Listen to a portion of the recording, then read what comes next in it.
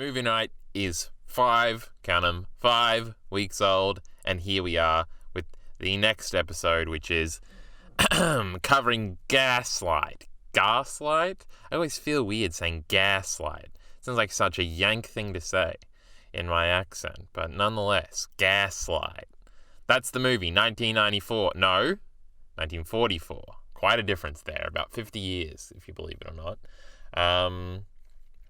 But nonetheless, before we jump into what we think about the movie and the such, which you could have known about beforehand if you were following the letterbox.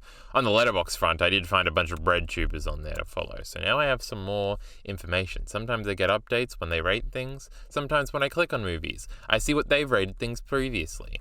Usually at the beginning of these fucking things, we also talk about what's to come next week to get everybody big excited and happy was what my brain went to. And you should be happy because next week we will be covering The Lighthouse. I nearly said 2019, I believe. Hold on, I got Letterboxd up. Let me just type in. Can't type in the dark.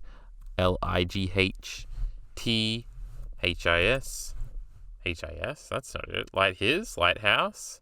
There's fucking 50 different lighthouses. The Lighthouse. Didn't know there was a "the" in the front. The Robert Eggers movie. And the happy thing, why you should be happy, not just because of this whatever movie that you guys probably already have seen and like, but because EliteAri will be with us for the first time next week. We've set up a recording window already.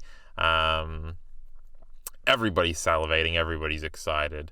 So yes, we'll be jumping back into vaguely modern movies next week. First Robert Eggers movie, I haven't seen any of them. I haven't seen The Northman, I haven't seen The Witch, I haven't seen any of these other ones. I think Ari's seen a lot of his movies. Ari's seen a lot of these A24 movies. I don't think I've seen, I think Good Time might be an A24 movie actually, and I have seen that. You can see all the movies I've seen in the letterbox. Oh my god, you should be following me on this fucking website. I wonder if people don't know what Letterboxd is. I don't think I ever explained it. It's Mal for movies, you idiot. What if they don't know what my anime list is? Well, then they're lost, I guess. And we give up on them. Also, if you click on details here on The Lighthouse, you see, 109 minutes. My goodness gracious, this movie is like 5 minutes long. We've been going through some long ones recently. Though Gaslight, I was surprised when I also clicked details on that. Details, this is a tab on Letterboxd, by the way.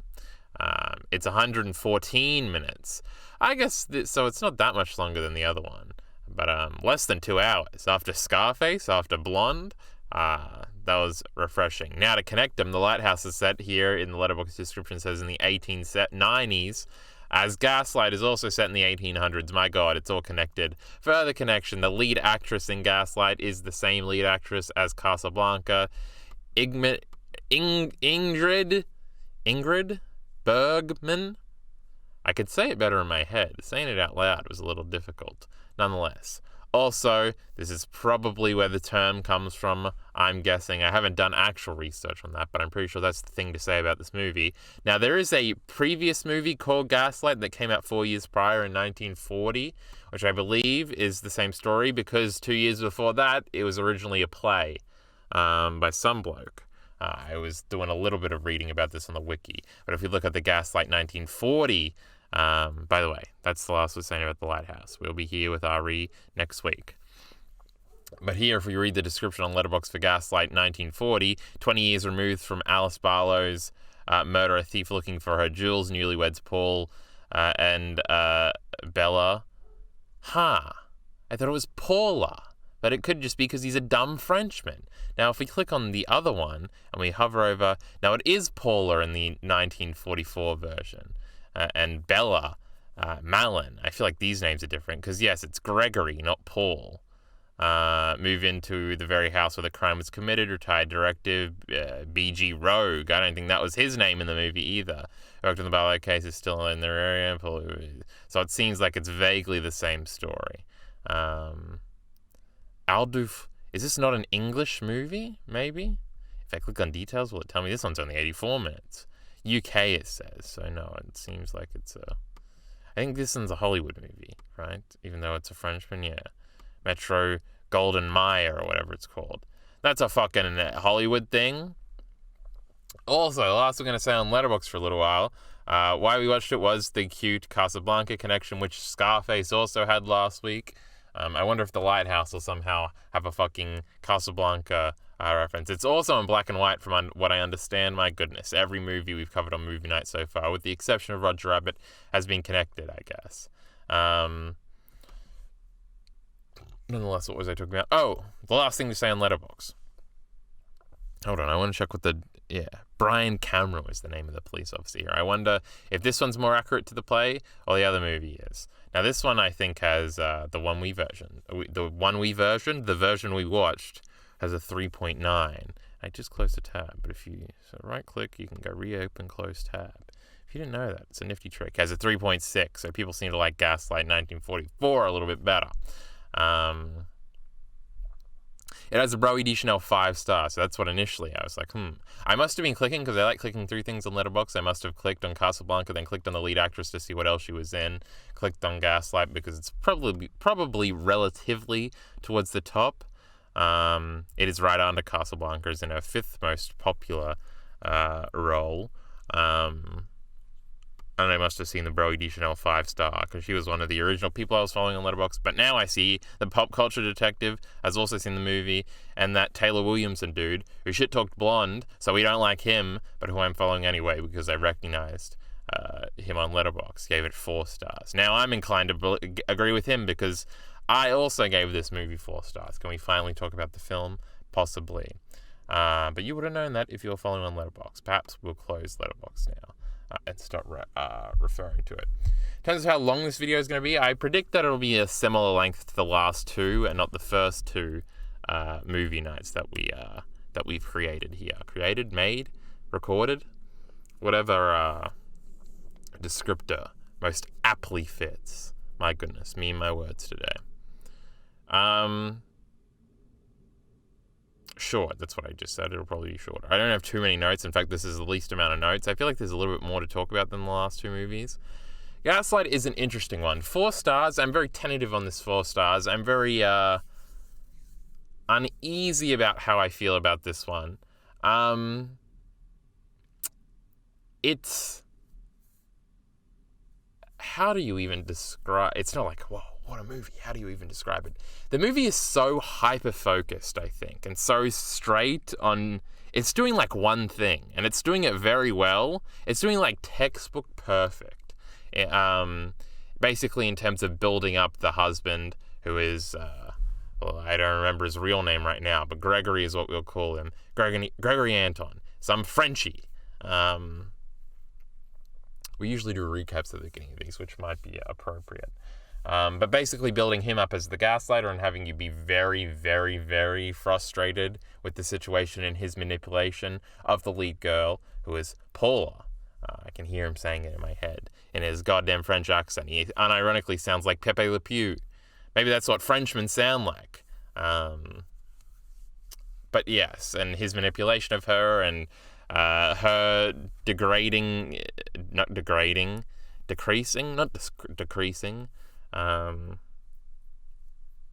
evaporating mental health throughout the movie as he is fucking with her, and then obviously the release at the end. It executes that perfectly. But it's so hyper-focused on that. Maybe towards a detriment to my enjoyment, potentially. If we have genres here, it's mystery, crime, thriller, drama. I was going to say, I wonder if this is considered a horror movie. It's pretty horrifying, if you know what I mean. And who knew gaslighting came from a little gaslight turning on and off, and the girl thinking she's crazy for seeing it. Nonetheless, plot recap. We open... Now, I will say, Casablanca was created 2 years before this, right? 1942. Hold on, I don't even have to use Letterboxd. I'll go to my own titles. Indeed, 2 years before this.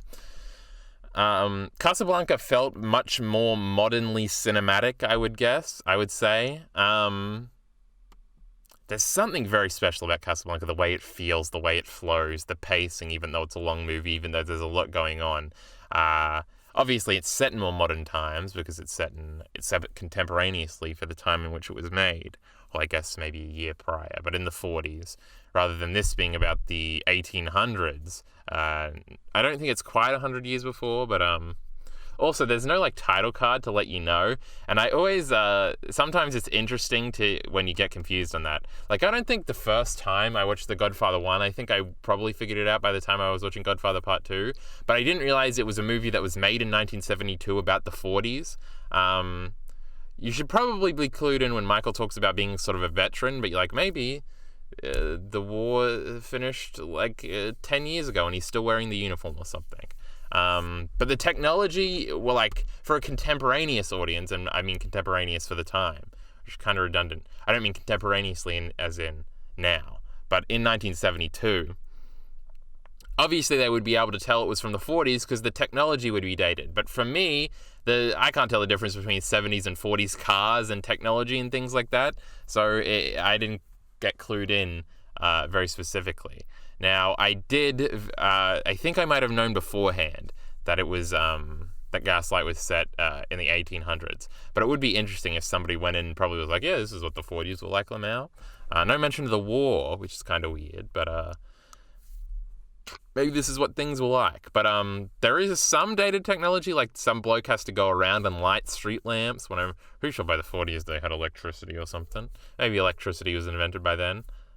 I know electricity was around. Do they have street lights though? Probably. That's probably one of the first things we installed. But even the lights in the house are all gas lights, which seems dangerous. I'm sure they had ways of preventing fires, but crazy stuff. I guess electricity is probably way more dangerous, huh? If something gets fucked up, you can electrocutionate yourself and it could even cause a fire. But whatever. Nonetheless, we don't need to talk about health and safety here. So we open. Now, I was saying that, then I sidetracked into it. But somebody's been murdered. We see a newspaper thingy. They had the newspaper by then. Printing press was invented. I think in the early 1800s, like the 1820s. I feel like I remember that from one history test 10 years ago. 1820. Hold on, now I want to Google that. I also just hit the mic. Don't you love our tangents? When was the printing press invented? Around 1436. Fuck you, motherfucker. How about that? Now, it's got an image here of some fucking church prick writing down the Bible, probably. This is not what we mean. We mean fucking thingies. Let's just put newspaper in this, because I was trying to sound smart. Printing press. Newspaper. 59 BCE? Fuck you. 1820s was when the newspaper was invented. So they already have that, so it has to be after that. That's my conclusion. Nonetheless, we're lighting street lights. They're turning water on outside. I guess that's kind of still what you do. But yes, it's not immediately evident that it's an even older movie. It's set in an even older time period than the movie. Nonetheless, there's a murder in Thorin Park. I think it was Thorin Park. And we meet our lead girl as she's being ushered out of the house. It's her. She's the niece of the woman, which makes her the aunt. And not her, as in the murdered woman, the aunt. She's been murdered. The lead actress is let out of the place. She's going off to Italy to get away from it all. The murderer is still at large. Then we cut to Italy sometime later. She's getting singing lessons. Her aunt was a very famous singer in the past. Not in the past, contemporaneously. We need a... It's the word of the day. Up until her death, she was a very famous singer. Very famous singer. In fact, we'll learn that there was a royal that liked her a lot and was giving her some jewels, and that's what she was murdered over. Dun, dun, dun. So we cut a few years later, presumably, to the niece, now more grown up. She's doing a singing lesson. She's not singing too well. The instructor, the singing teacher, who also taught the aunt, notices this and then comes to the conclusion that she must be in love. Because you see, this is the 1940s, and a woman can't be in love and have a career at the same time. Her little brain will just be so distracted. By the way, it's not the 1940s. We just had a whole meme about this. I guess I was commenting on the writing there, so that comment actually did make a lot of sense and was incredibly smart and intuitive. Nonetheless, she's in love. Now, I didn't realize this until I went back to it. But the dude playing the piano is our leading man. I didn't realize that. Doesn't she say something to the singing teacher in that scene, like, you've already met him or something? Because he asked to meet her, and she has a weird response that I clocked when I was initially watching it. I'm like, I don't know, is he going to meet her? What's going on here? But she might have said that, oh, you already know him or something, as in, haha, it's the piano dude. We all get it, right, audience? And I'm sitting there, spit dripping out of my mouth, open mouth breathing, not having figured it out, nonetheless. She's in love. They are going to go get married. They've only known each other 2 weeks or something at the beginning when she's fucking up her performances, thinking about him, and wants to run off and marry him. I don't know if this bloke's hot. He seems older than her. Seems a little weird looking. He clearly, once you see him immediately, you're like, he's like playing nice now, but definitely if he changes how his eyes are positioned, he could look like a fucking psycho villain bad guy. Psycho villain movie bad guy in a moment's notice. So you're immediately like, well, this is probably our gaslighter, going in expecting things from knowing the title, or being familiar with what the title would spur on into the future. So there's a bunch of little things that like hint at him being not quite good, not quite all it seems. Like she's like, all right, I want to go away for a week to figure out if I really do want to go through with this. Because this is the 1800s. We can't get out of this marriage too quickly if I want to. And she gets on a train, but then when she gets on she leaves immediately for the train, but when she gets to her location, he's already there, and she's like, oh, what a great surprise, and if you didn't come, I would have sent for you, or whatever. She didn't actually want to be separated. Then we see him in a nice hotel somewhere, and there's like a little pool boat outside and a little fucking tiny pool thingy. I don't know, it seemed weird. And they're hanging out and being lovey-dovey. And there's mentions of Thorin Square returning there. She meets one of our reoccurring characters on a train, and she's like, the true crime MILFs existed back in the 1800s, apparently, back to be written about in the 1938 in the 1900s. That's a long time, the 1930s. Because this old woman is into murder. She loves reading her murder book here. There's like the twist at the end is that the love interest has 6 bodies buried in the cellar, 6 former wives or something. And she's like, oh my goodness. She's making moaning noises over there reading it. And by the way, the MILF thing was a joke because she's an old lady. Gilfs, I guess. Nonetheless, that was funny. I did note that. I'm like, man, women really be obsessed with weird murder fantasy porn. Throughout all of history, they're fascinated with it. This obviously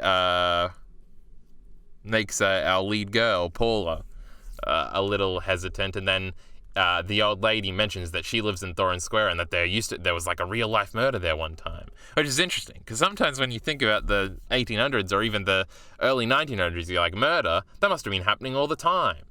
And she's like shocked that a real life murder, like something that only happens in stories, happened in her neighborhood.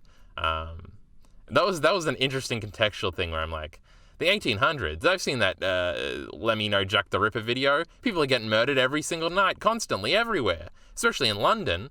And this is, I guess it's set around Jack the Ripper time too. So like, absolutely, people are getting murdered all the time. But obviously through context clues, I guess it's just a rich neighborhood and all the Jack the Ripper stuff happens in very poor working class neighborhoods, so there's more crime and things like that. But that was just a thingy. I'm like, the 1800s, people are killing each other in the streets and getting away with it. How are they going to track down murderers back then? It's a weird thing of like, sort of or at least my perception of the past. Nonetheless, we've been saying that word a lot too. We're hyper self-aware this evening, I'm noticing. To notice my self-awareness, my God. Then to notice my noticing of my noticing and my noticing of... We could go on a loop on this forever. Nonetheless. I swear it's unintentional. He's at the train station. Oh, there's a mention... I'm talking about the mentions of Thorin Square. And then he eventually is like, how about we live in London? And like every time there's like a dramatic music cue when it's mentioned. And it's like, oh no. The allure of like... our leading girl is being brought back to the scene of the crime. It's like, oh no, she doesn't want to do that. We don't want that for her. But nonetheless, the machinations of the plot, that are more Machiavellian than you would initially realize, pulling her back. But it's also curious that he mentions that too, of like, I want to go back there. And then you're like, immediately you're starting to be like, is this the dude that killed her aunt? And sure enough, that come the end of the movie it's not really a twist because they telegraph it massively. But that is eventually what's revealed to have happened. They end up going back to the house in which because the leading girl found the aunt dead, and like the murderer escaped or ran away right as she ran downstairs, and she scared him off. And it's a traumatizing thing for her. Going back to the house is difficult. The first scene where they go back to the house is really cool. I was caught between saying cute and cool, but really it's neither. It's kind of scary, the way they initially open the door and it's all dark, and it's like, oh, the house is like a character. What's this house look like? And the house is basically the set for the whole movie. So it is sort of introducing that character to the fold. We're introduced to a few other characters there. The deaf servant and the her name's Nancy. A maid, I guess she is, who's a bit precocious. Precocious doesn't mean slutty, which is the meme I'm trying to say. Promiscuous is the word I was looking for. Precocious is what fucking George R. R. Martin uses to describe Rhaenyra and Alicent, and I had to Google it twice when he did it both times because I had forgotten what the word meant. Precocious just means like learnative or something. Hold on, we're Googling precocious. I can't see in the dark. Precocious. That's not how you spell it. Precocious. Of a child having developed certain abilities or inclinations at an earlier age than usually expected. That doesn't really describe our maid. I guess that describes Rhaenyra and Alicent. Nonetheless, we're leaning into it now. I feel like we've brought up House of the Dragon every video we've ever made at this point. That was just a Fire and Blood reference. That wasn't even a House of the Dragon reference. Nonetheless. I'm saying a lot too. Where are we up to? The introduction. Oh, the side characters. Nancy. I love Nancy. She was cool. Apparently, Nancy over here is played by Angela Lansbury, who goes on like 40 years later to be Belle in Beauty and the Beast. Apparently, a lot of her fame comes from her like career later in life. So, because I think in the Brody Chanel review, she like mentions, and apparently Angela Lansbury was young once, though I don't quite believe it. So, I don't think I've ever seen her in anything. Though I did see that she was in Mr. Popper's Penguins, or whatever that penguin movie was that I saw when I was like 7. It probably came out in like 2011, so I was probably like 10. I remember seeing that movie in the movie theater. I wonder what the fuck that movie was about. I remember penguins hanging out in like an apartment. I'm sure there was some sort of family drama about having to get rid of the penguins or something. Maybe we'll cover whatever that penguin movie was on movie night in the near future. My curiosity just must be quelled by watching said movie. We were talking about, I was like, how the fuck do we get here? But Nancy we were talking about. She's, the housemaids are introduced, and they'll become characters increasingly as we move forward. Basically, then the real gaslighting begins once they've moved into the house. He constantly tells her she's sick all the time, so she starts to believe it. He starts telling her that she's forgetting things all the time, so she starts to believe it. That she's losing things everywhere, and then he plays pranks on her now. But he like gives her a supposedly very important like family heirloom diadem thing. I don't know what a diadem is. That's probably from, they mentioned diadem in one of the things I like. Doesn't quite seem like Berserk, doesn't quite seem like Attack on Titan. It's one of these fucking things. Harry Potter, the Ravenclaws, and then I was like, what's the word? Diadem. But Luna explains what a diadem is to Harry and calls him an idiot, and I laughed at Harry, even though I just made the same mistake. We're referencing everything here. Therefore, I'm trying to avoid saying nonetheless. What are we up to? What were you talking about? Oh, the little jewelry thing that he gives her. And it's like, my mother and her mother had it before her, and then he makes her think she lost it by like acting like he's putting it in her bag to say never lose it, and then not actually putting it in her bag and like keeping it to himself, and then confronting her later like, oh, what happened? And then he sort of gets mad, but then retreats back and is like, of course I forgive you. Always playing the good guy. It's like a textbook gaslighting. It very much is. I feel like contemporaneously, gaslighting is usually now when people say gaslighting, they just mean lying. Like somebody lied to you one time and tricked you into believing it, and you're like, man, he was gaslighting me. Probably not the case. And the big meme nowadays is to use psych terms out of context and to get mad at people using psych terms out of context.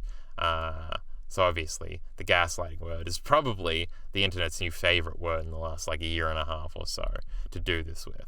Nonetheless, this is basically what it actually means, really, is what the movie shows, is basically making somebody think they're crazy by distorting their reality, by lying to them and fucking with them sort of actively in order to do that in the ways he does.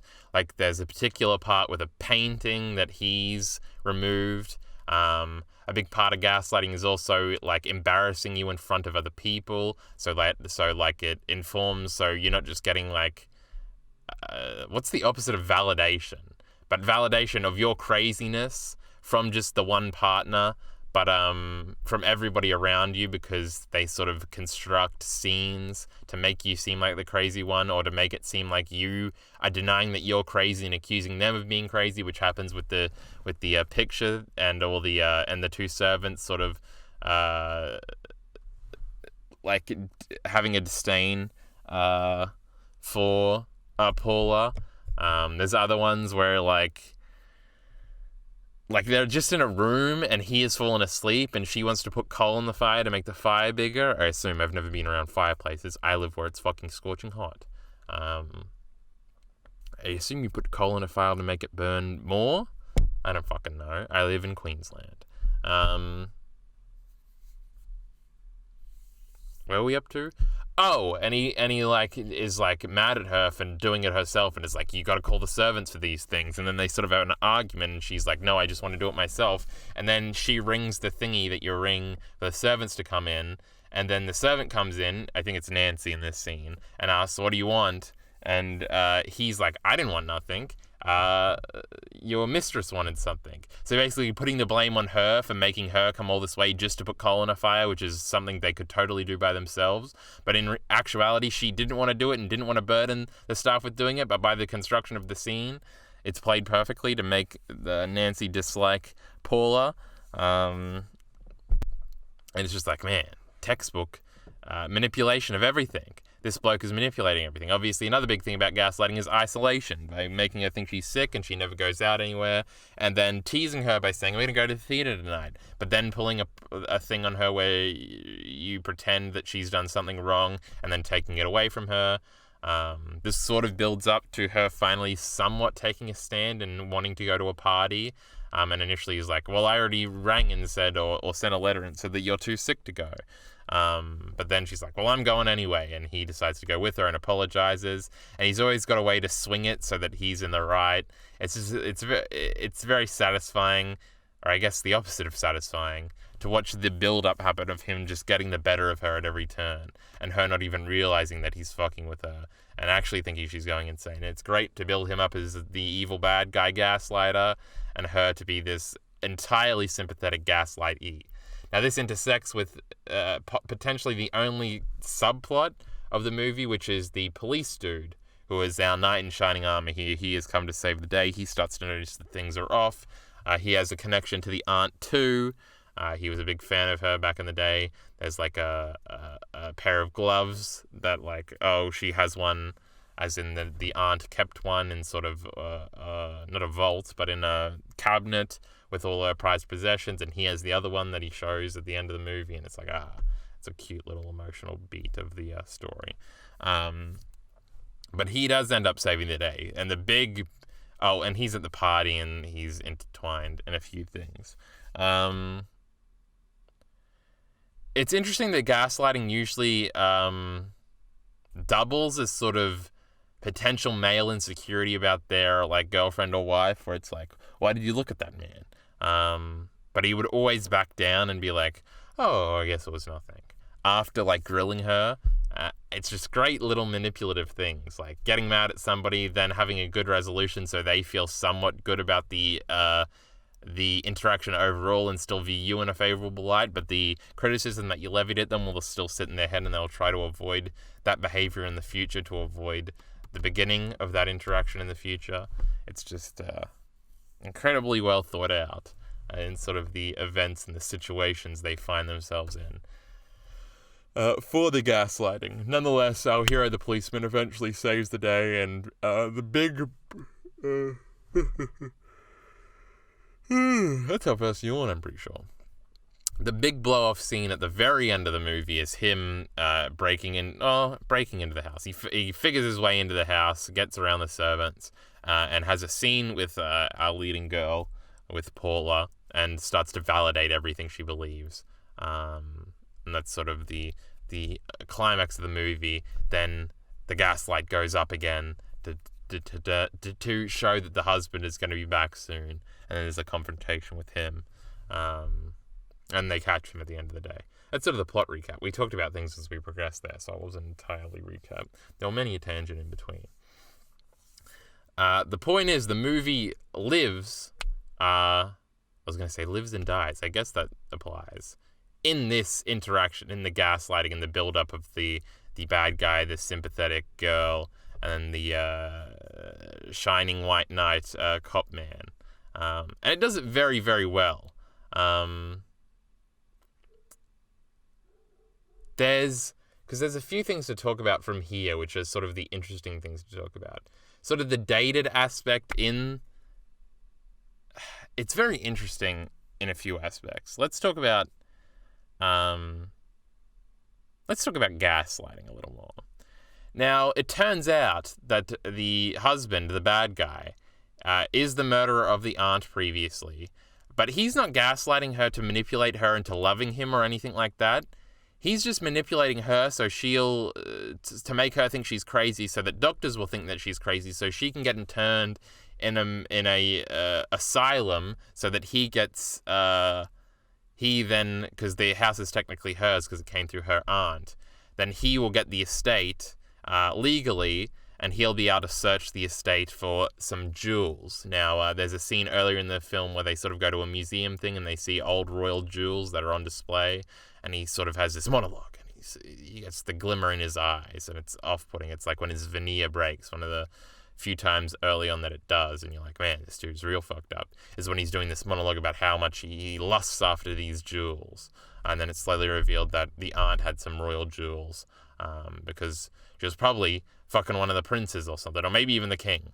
And they had gifted her jewels and things like that. Maybe it was just because she was a good singer, that they loved a lot.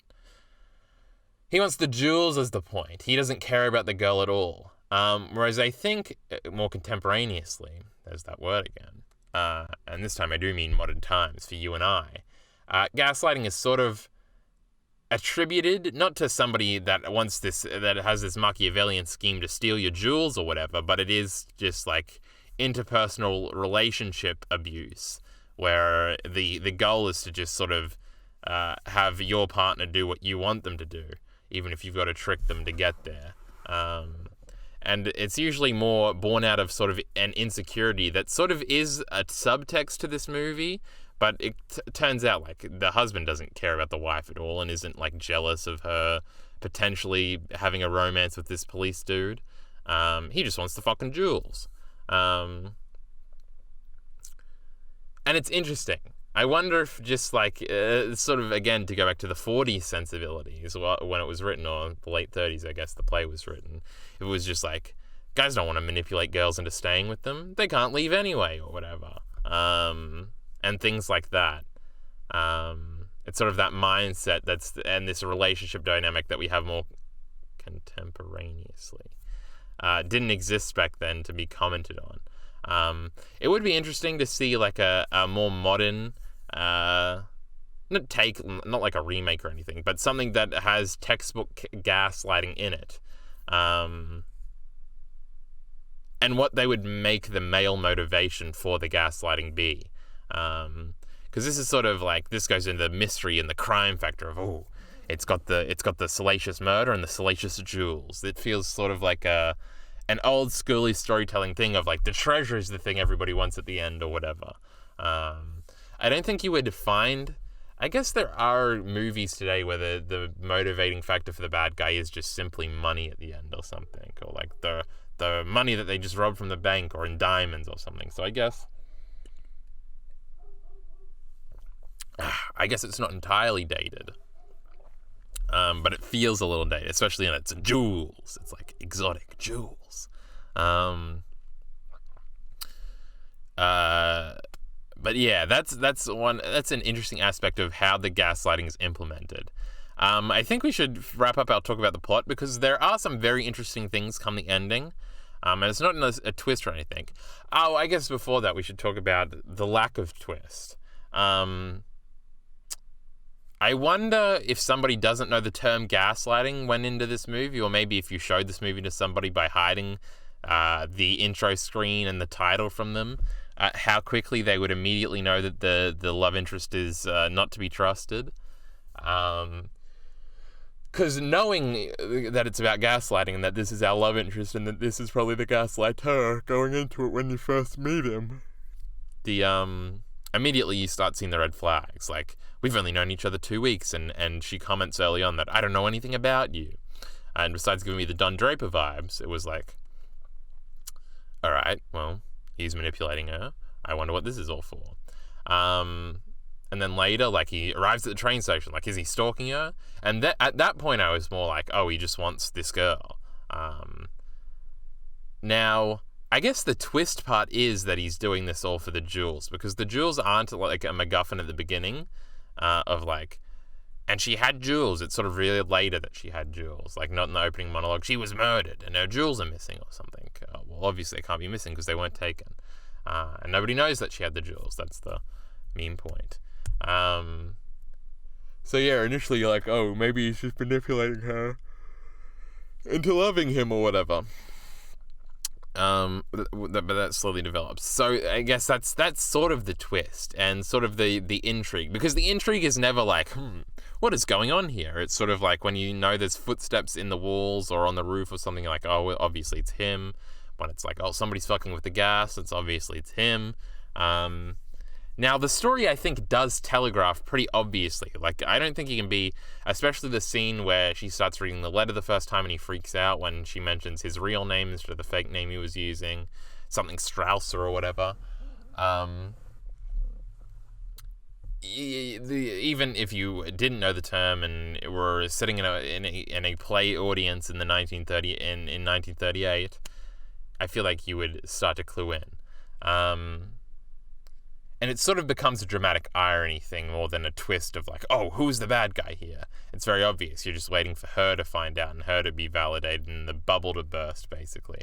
And they do great in building the tension up. But the twist more so is like, well, how's he doing this? Why is he doing this? What's he doing this for? Is it just for the girl? And then the jewels slowly being introduced is sort of more of the twist aspect of it. And I think it does it very well.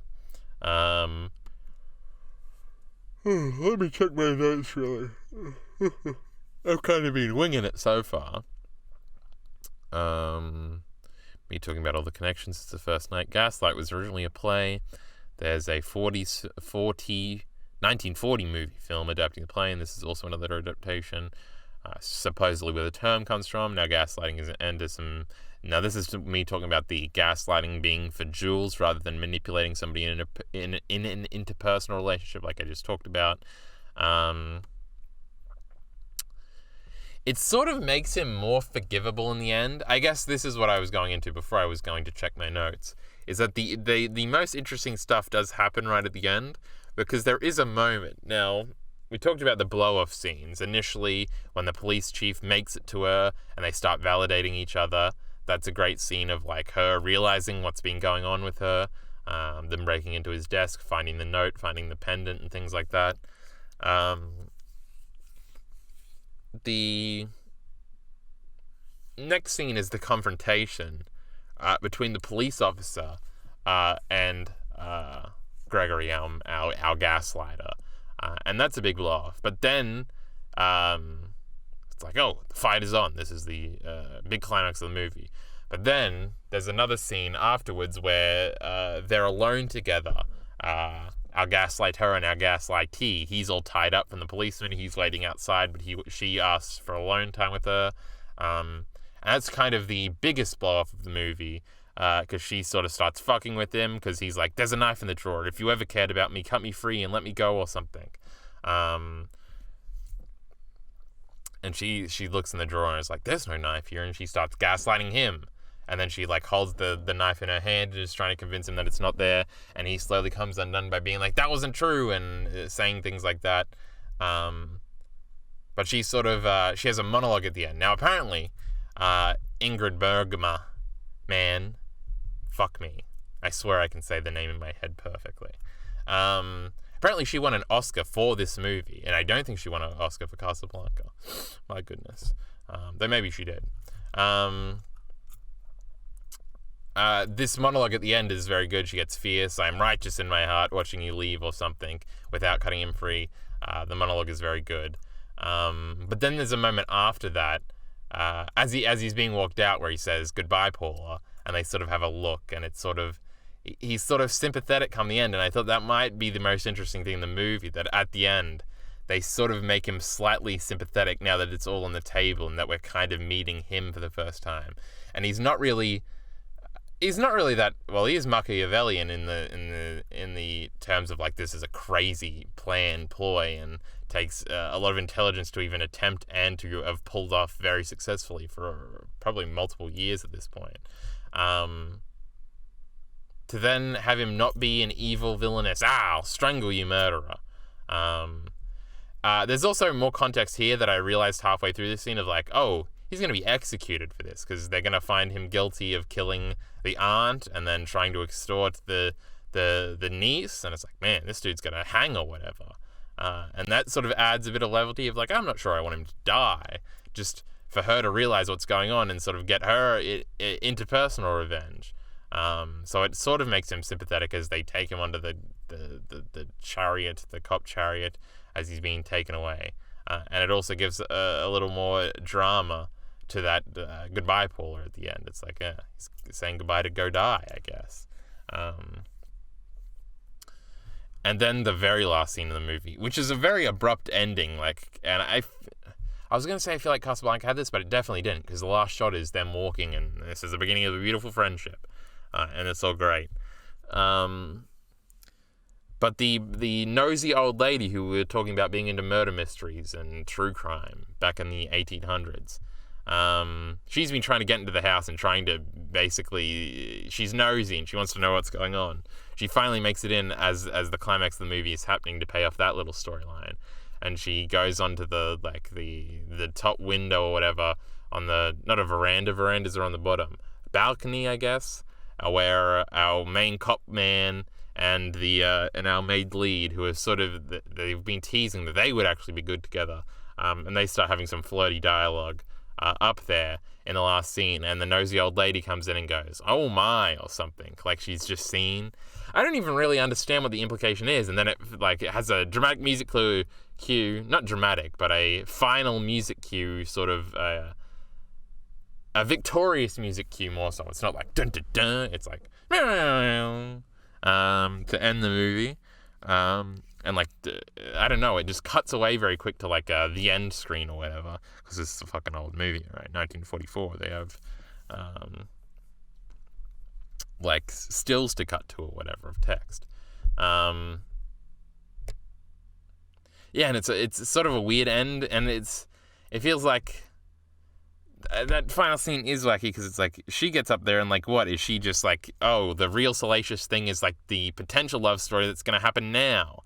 Because you do really, the cop dude is your hero throughout the movie. He's the one chance she has to get out of this torment, and he succeeds, and he does basically everything perfectly. He's a big fucking Mary Sue, this fella, in all the good ways. But it almost feels a little hack, cheesy, corny. All those words are a little too harsh. To have them immediately start flirting right then, it's I feel like she has some trauma she's got to work through. But I think it's just to throw it in there and be like, and these two are going to live happily ever after, so we can end this fucking movie. But also, the nosy old woman coming in at the end is a little weird too. I don't know, there's something off about the very, very ending, I thought.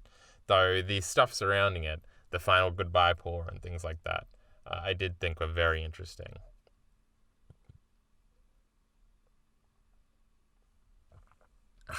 Drink.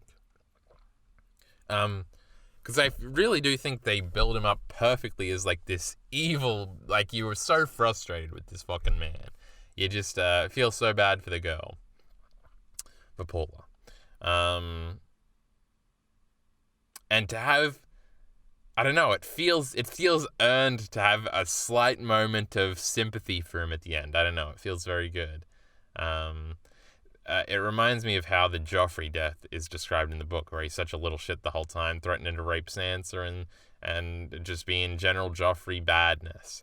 And for his death to be slightly sympathetic. I've reduced to just like, oh, he's going to die. And it's sort of similar here, where it's like, he's going to die. But we knew him so well. There he goes. I don't know if I want to see him leave so quick. It is a very interesting dynamic, I think. We're already nearly at 50 minutes, so maybe we'll make it to an hour or something with this one. Though I feel like these are most of my talking points, most of the things I wanted to talk about. Besides me liking Nancy, I guess. She was a sassy, mean girl. Very flirtatious. Of course, I was going to love her. I talked about the hyper-focused narrative a little bit, and perhaps that comes from being a play. Very successful build-up to make you despise the gaslighter and sympathize with the gaslightee, which is what we just talked about.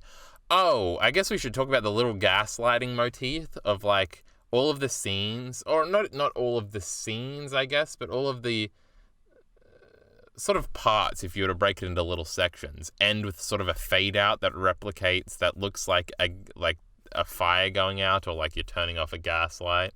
The way it transitions, I don't know how to explain it. But sort of like around the edges it dies, and then something in the middle or slightly off the side to the middle, poignant, will be shown as we actually fade to nothingness and then fade into another scene. The gaslight itself is, she starts noticing that like after he leaves, the light in her room will go down a little bit because he's turning another light on upstairs, because that's where he goes. He says he's going off to work and to write music or whatever, but actually he's just like going out the back and then going into the attic to search for the jewels upstairs, because they stored all of the aunt's stuff upstairs. It's a cute turn, and obviously when the light comes back on, it shows that he's going to be coming back. So later when the police officer is in the house when he shouldn't be and the light goes back on, it's like, ooh, big dramatic moment. But obviously that light turning on and off and the scene things and the title all make for a very neat motif. Oh, and also, obviously, since one of the maidservants is slightly deaf, she can't hear the footsteps and stuff when the leader girl asks about it. That's another great scene. Fun times all around. Very well executed movie. I guess because sometimes I'm like, well, then why isn't it 5 stars? But I didn't really have a 5-star enjoyment of this movie really at all. It was very good in everything it tried to do. Am I pulling a Jockey Bacon here? And I'm like, but it didn't really connect with me that much. I didn't really care for the characters, as Bacon would say.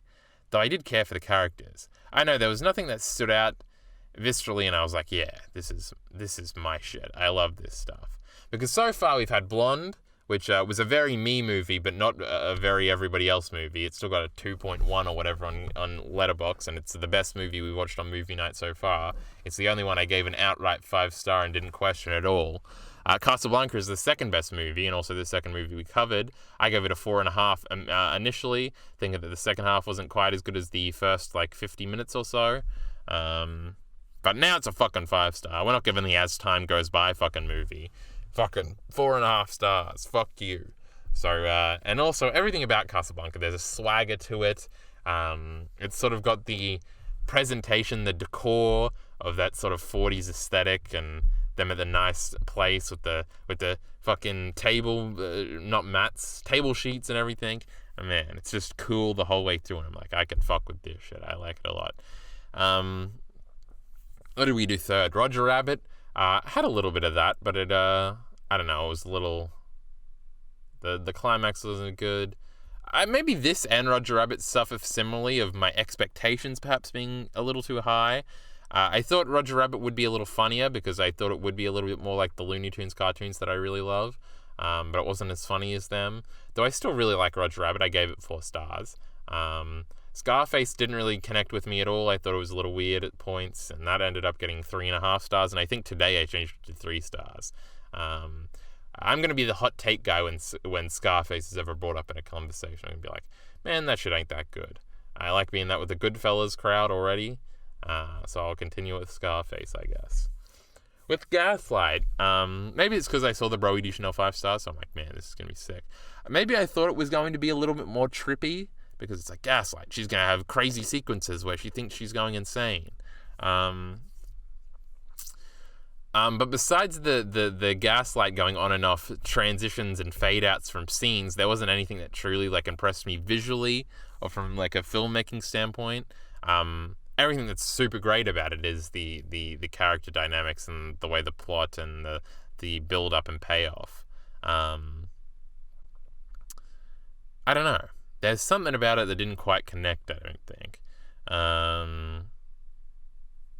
There's a line, and this is one of my other notes. Hold on. Let me check what the other one is. Apparently Nancy is an 18. I already talked about Nancy a little bit. Nancy was cool. She was Belle from Beauty and the Beast.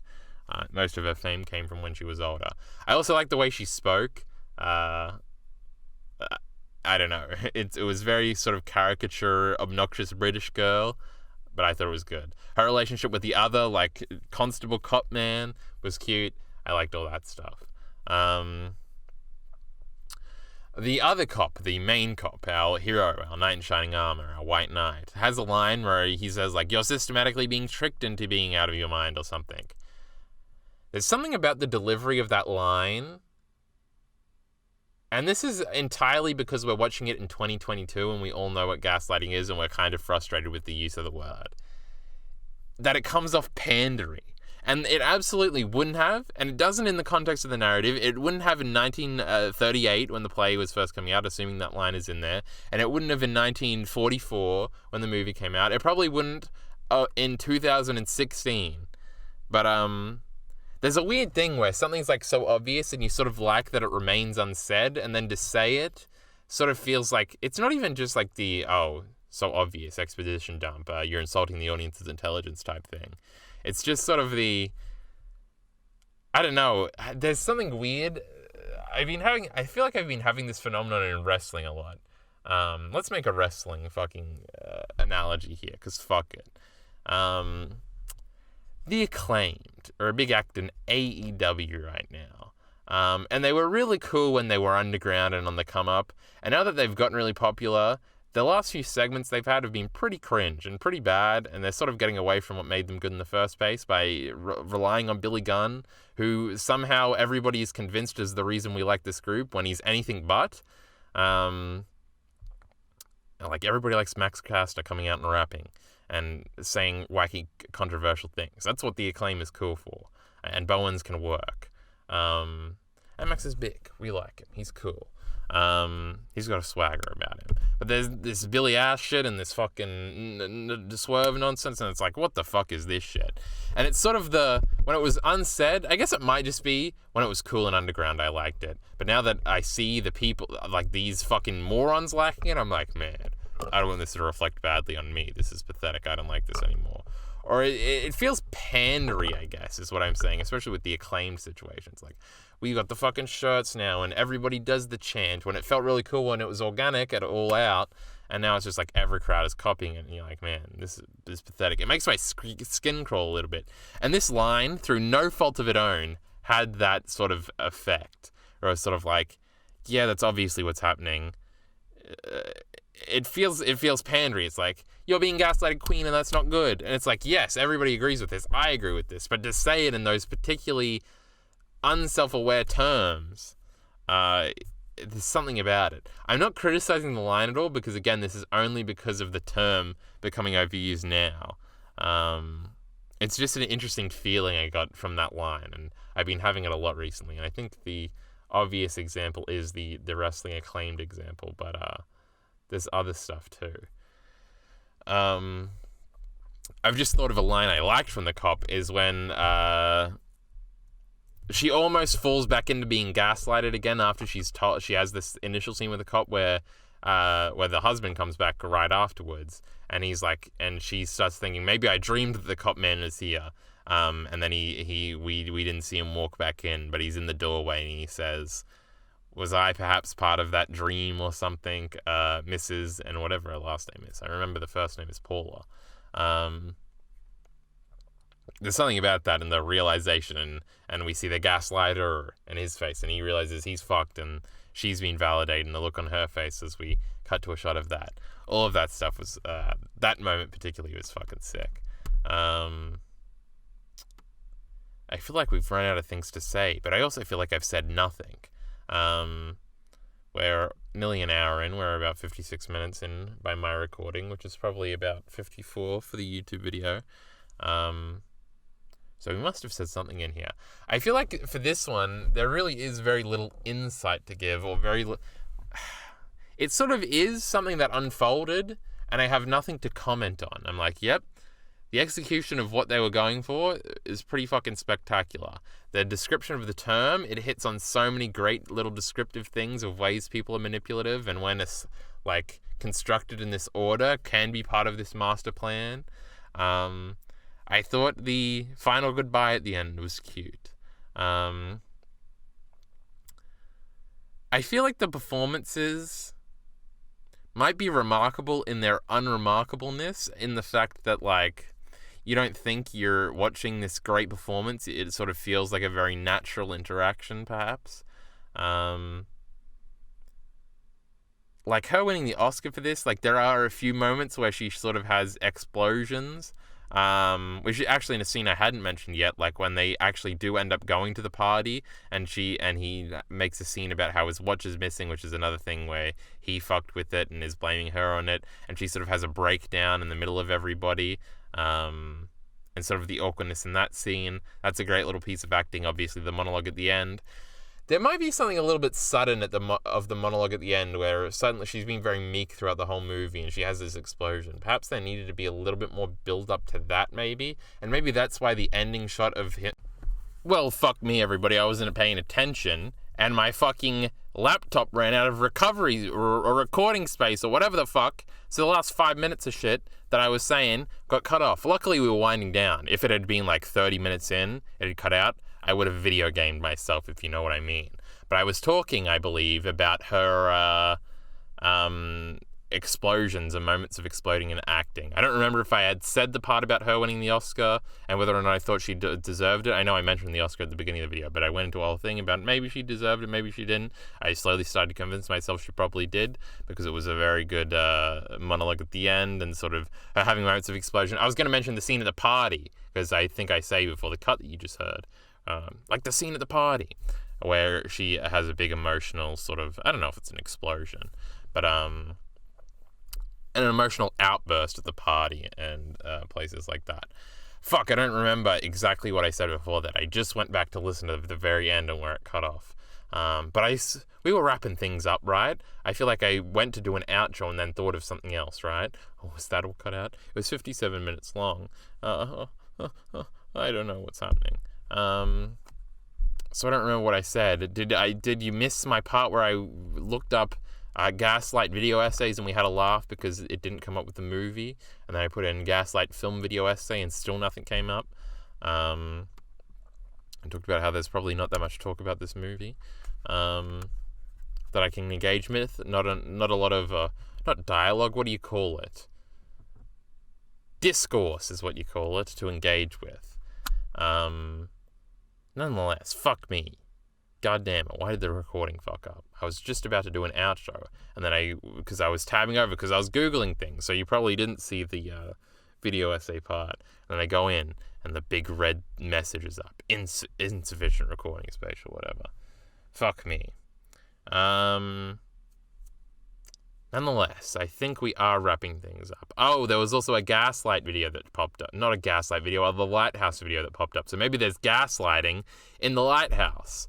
And that's something we'll explore next week with EliteAri. Don't forget, everybody's got to watch The Lighthouse if you haven't seen it already in preparation for next week's movie night. We are now 5 weeks in. We've talked about Gaslight here. That's really all I had to say. Did you catch the part where I was like, this is all I have to say, probably not all there is to say? And that's how I transitioned into Googling video essays, because I said that there probably is a bunch to say about this, and that I am disappointed that I don't have that much to say about it, though we've gone on for about an hour now. The movie, very good at executing everything it tries.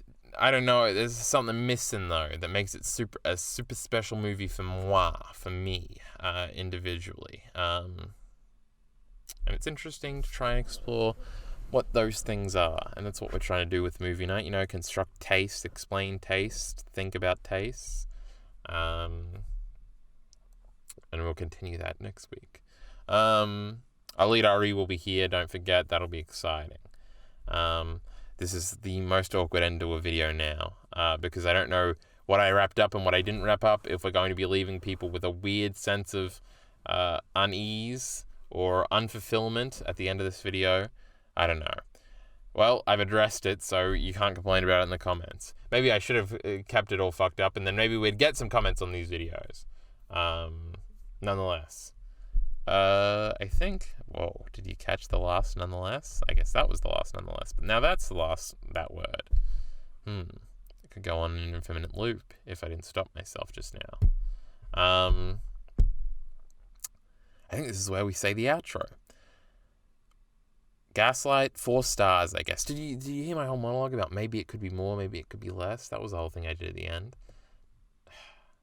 Nonetheless, support links in the description below. Be here next week, and thanks.